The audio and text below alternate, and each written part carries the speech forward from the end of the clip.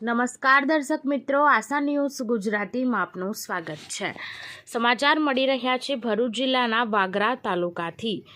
વાગરા ખાતે ભરૂચ લોકસભાના ઉમેદવાર ચૈતર વસાવાના સમર્થનમાં પંજાબના આમ આદમી પાર્ટીના મુખ્યમંત્રી ભગવત માનની રેલી યોજાઈ। ભાજપ અને મોદી પર નિશાન સાધ્યા। આગામી લોકસભાની ચૂંટણી માટે મતદાનને માત્ર 2 જ દિવસ બાકી રહ્યા છે, ત્યારે આમ આદમી પાર્ટીના સ્ટાર પ્રચારક અને પંજાબના સીએમ ભગવંત માને વાગરા ખાતે ઇન્ડિયા ગઠબંધનના ઉમેદવાર ચૈતર વસાવા માટે રોડ શો કરી પ્રચાર કર્યો હતો। આ તબક્કે ભાજપ અને સરકાર વિરુદ્ધ આકરા પ્રહાર કર્યા હતા। મોદીએ 10 વર્ષમાં કશું કર્યું નથી, ના રોજગાર, ના શાળા, ના 15 લાખ ખાતામાં કોઈને આપ્યા, માત્ર ખોટા વાયદા કર્યા। આ ભારતીય જનતા પાર્ટી નહીં, આ ભારતીય જુમલા પાર્ટી છે, તેમ કહી નિશાન સાધ્યું હતું।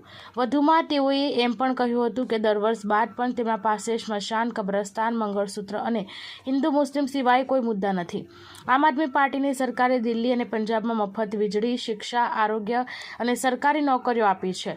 સમૂહ અંદાજમાં તેમણે લોકોને મતની અપીલ કરતા જણાવ્યું કે ચૈતરભાઈનું 1 નંબર છે, ઈવીએમમાં પણ 1 નંબર છે અને પરિણામમાં પણ 1 નંબર આવશે। 1 નંબરનું બટન દબાવી ચૈતરભાઈને વિજેતા બનાવજો। જો 1 નંબર સિવાયના બટન જોશો તો મોતિયાબિંદ થશે।